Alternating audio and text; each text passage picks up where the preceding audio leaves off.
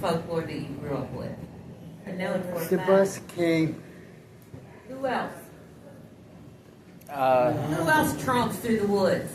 They get a glimpse of him every now and then. Bigfoot. Bigfoot. There's another one. Sasquatch, Bigfoot. The same thing. You talk to a Minnesotan, they'll tell you the two different things. Yeah. Yeah, in the colder weather, I think he might be called something else. Unless it's a Yeah, completely different Hey. breed. It is completely A different. Yeti. A Yeti. Yes. A Yeti. Yep. A Yeti. Did you ever hear a chupacabra? Mexico, yes. My brother, That's also Texas, my too. brother says he saw one in Hayden. Not me. If he saw it, said he saw it. He saw it. Chupacabra? It is basically it's a goat-eating dog. Yeah. No hair. No hair, yeah. Like mangy. Yeah, mange. That's like a bear going to Family Dollar. Here's the one I wanted to stump Jason with. Here's the one I wanted to stump Jason with. A kraken. Okay, a kraken is it's either a giant octopus or a giant squid. I knew you would know. Oh, yes. It was believed to be a giant squid that ruled in the Atlantic Ocean, and it was believed to be over 25 feet long. Do you know what country they talk about the kraken? Mainly That was England. a kraken. Scandinavian. Yeah. Huh? Scandinavian. Well, no, they had it down in. That I would actually believe, because they're... Way back. The story Thousands of goes years that ago. it's a giant sea monster that Right. terrorizes sailors. Right, basically that. Yeah. Yeah. I don't believe in sea monsters. But they made a movie You about the don't? kraken. No. Not That's Loch because you- Ness? Not I watch Nessie? it on TV. That's because she doesn't do anything with the sea. She's landlocked. So this is another one of those I won't believe it unless I say it. That's me. I'm from Missouri. Okay, so a little thing on the Loch Ness Monster. They believe now that there's a new creature that is a descendant of Old Nessie, which pretty much it looks like a baby Leopleurodon with the long neck and the flippy wings. So they were like, cool, can this creature now survive in the Loch Ness? And they're like, potentially. Well, they adapt. They do. They adapt to their surroundings. How many people in here had an aquarium at some time in their life? What happens when you put a little fish in there? The It big grows. ones eat it. It grows according to the size of the aquarium. Yes. Yep. So, how big do you think sea creatures can get? Bigger. It's not hard to believe Big. that there can't be sea creatures that big. In fact, I do not want to go in the ocean. I like to look at it, but I'm not going in there.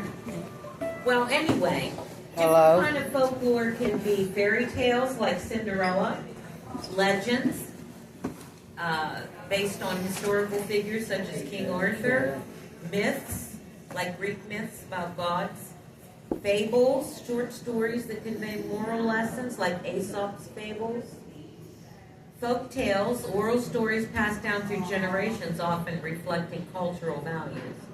And what did we say is funny about things that get passed down? Do they always end up being the same? No. What happens? They get a little twisted. Well, everybody adds a little bit to it. Sometimes they're longer stories. Proverbs, riddles, customs and traditions. Superstitions even counts Well, under you could do folklore. that. You could do that. Like a room full of people here. No, that's Tell that something. Tell that. Right, we Say did a that. word, couple words, and That's next the thing food kind of truck gets back. came Yeah, the You buses are remember in when Could be all together different. stay Where here. is it? Do you ever do that in school? Well, I guess the bus that Jackie comes on more, there's a few. Like, Hey, that's already here. The Jean's already oh, here. okay, Jean's here, and she wasn't here when none of them. Okay. Yeah. they're Well, okay. anyway, a famous one is someone by the name of Paul Bunyan. Who remembers anything about Paul Bunyan? He was a mighty woodman. A mighty woodsman. There you go. Basically, it's because his legend came from cutting all the trees down in America. Cutting all the trees down in America? Well, they did. That sounds like part of the story. Did you know before the pilgrims got here, there used to be trees in here you could walk in? Like a Oh, hole. yeah. They were huge. You couldn't cut them down. There's you had to still bore a some- hole and I'm going to cut them from the inside. There's still some trees like that. There's none left. They cut them all down. Yeah, I'm taking pictures. He rode through the woods on a big blue ox. What was the ox's name? Wasn't it just blue? No. Think. Starts with a B. Paul Oh, Bunyan okay. and I thought it was just Bluey. Babe. Babe. Yeah. Babe the Babe's a blue bit ox. blue. He had fists as hard as chopping blocks. Uh, 500 pounds and 9 feet tall. That's Paul. Talk about working. When he swung his axe, you could hear it ring for 1.5 miles. Then it yelled, timber, and down she'd fall for Paul. Talk about drinking. The man so mean that he'd never drink nothing but kerosene. And a 5-gallon can is a little bit small for Paul. Talk about tough. Well, he once had a fight with a thunderstorm on a cold, dark night. I ain't saying who won, but it don't storm at all round here, thanks to Paul. He was 90 years old when he said with a sigh, I think I'm going to lay right down and die. 'Cause sunshine and sorrow, I've seen it all, says Paul. He says, there ain't no man alive can kill me, ain't no woman round can thrill me, and I think heaven just might be a hell, says Paul. So he died, and we cried. It took 18 men just to bust the ground. It took 24 more just to lower him down, and we covered him up, and we figured that was all for Paul. But late one night, the tree started shaking, the dogs started howling, and the earth started quaking. And out of the ground, with a hi y'all, comes Paul. He shook the dirt from off his clothes, he scratched his butt and wiped his nose. Wow. I don't think that's much of a heaven at all, says Paul. So he jumps on his ox with a fare thee well. He says, I'll find out if there's trees in hell. And he rode away, and that was all. And that's all we've seen of Paul. But the next time you hear a timber yell that sounds like it's coming from the pits of hell, then a weird and devilish ghostly wail like somebody's chopping on the devil's tail, then a shout, a call, a crash, a fall. There ain't no mortal men at all. That's Paul. That sound about right? Yep. Yep. It kind of made me remember too about a song, Big John.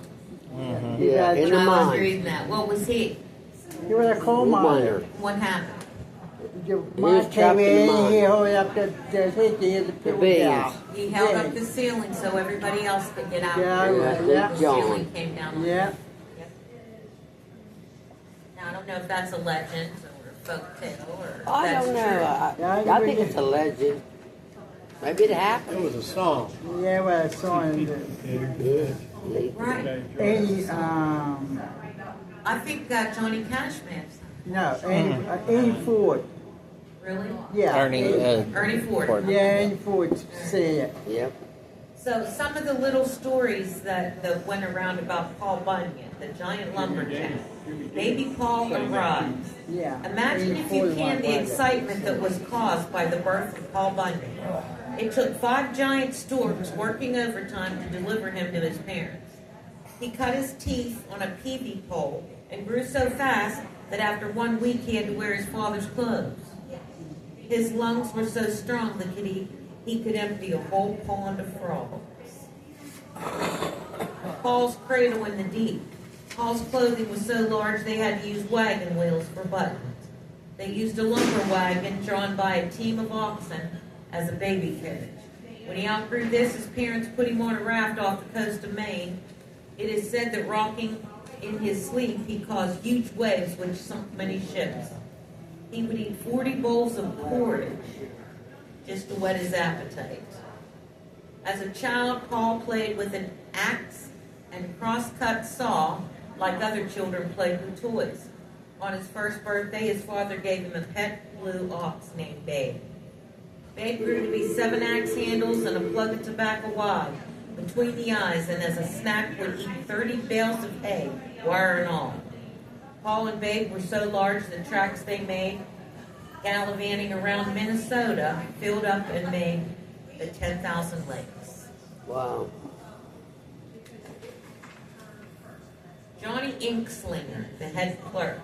Johnny Inkslinger was the camp's head clerk. He invented bookkeeping about the same time that Paul invented logging. He kept track of everything down to the last bean. He used a pen, his own invention, connected to a barrel by a hose. In 1 week, he saved 12 barrels of ink by not crossing his T's and dotting his I's. Must have wrote a lot. Sharpening the axes. Paul liked to work with big men. The most famous were his 7 axemen. They were all named Elmer, so when he called, they all came running. No grindstone was large enough to grind the axes, so they sharpened them by holding them against large stones rolling downhill. Each of these men was over 6 feet tall, sitting down, and weighed over 300 pounds. I meant to look up, see if there were any other great exaggerators of all time. Elmer the Axeman, the year of the 2 winners. Do you remember that story with Paul Bunyan? Yeah. They had 2 winners. It got so cold the axemen let their beards grow full length. They wrapped the beards around them for warmth. In the spring, Paul cut all the beards with a large scythe. The whiskers were stacked like hay and later sold for making mattresses. The year of the 2 winners, the snow was so deep, Paul had to dig down to the trees to continue logging operations. It got so cold that the boiling coffee froze so fast, it was still hot when frozen. When the men spoke, their words froze in midair, and when it thawed in the spring, there was a terrible chatter for weeks. No, they won't look at the phone. During the slack season, No, they're Paul's men leaving. made him a pipe. This They're wasn't leaving. easy. They had to select a special giant hickory tree and haul it in on 2 flat cars so they could work on it. In the early days, Paul's smoking never bothered anyone, but in later years, he started blowing his smoke west to keep his forest air fresh. This is what causes smogs on the West Coast. The Round River. One time, Paul's men started the logs down a new river which they had never seen before. They began to notice that they were seeing familiar places over and over again, and finally realized that they were on the Round River, which went round and had no end. Paul knew that this was a bad thing, so he shoveled out the center of the river and made it into a big lake, which is now known as Round Lake. The troublesome mosquitoes. Mosquitoes were a problem. The men fought them off with pipe poles and axes. Paul brought in big bees to destroy them, but they intermarried and became worse. Their craving for sweets caused them to swarm a fleet of ships bringing sugar to Paul's camp. They ate so much they couldn't fly and drowned. Paul saved 2 of the mosquitoes, which he used for drilling holes and making trees. When Paul was short of help, he trained some enormous ants to do all kinds of logging work. They weighed over 2,000 pounds and ate nothing but the best imported Swedish snuff. The ants did the work of 50 ordinary men. In the winter, Paul had them fitted with warm mackinaws to keep them from hibernating. Lucy the Purple Cow was a champion producer and furnished Paul's dairy products. She was contented so long as the grass was green. So in the winter, Paul fitted her with green glasses to make the snow look like grass. The year of the 2 winters, it got so cold her milk turned to ice cream before it hit the pail. That was the winter Paul invented the double-deck ice cream cone.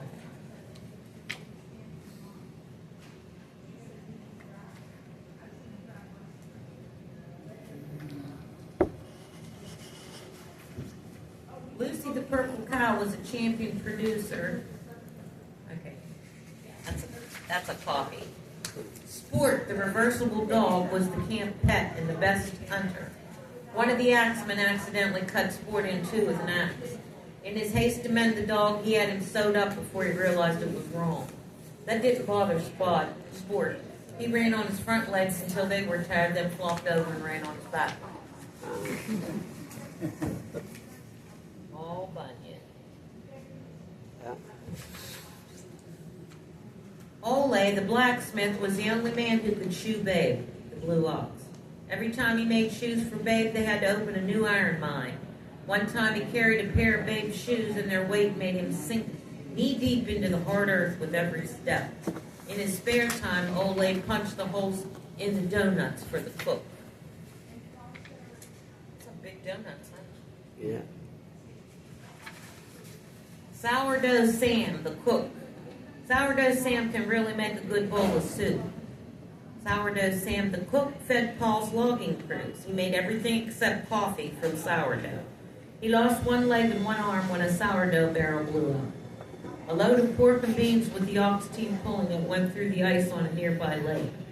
Sam had large fires built along the shore and boiled the lake making bean soup. All winter he fed the men bean soup with an oxtail flavor. And my favorite is the pancake griddle. It was so big.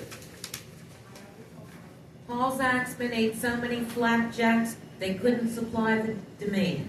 Ole the blacksmith made a griddle so large you could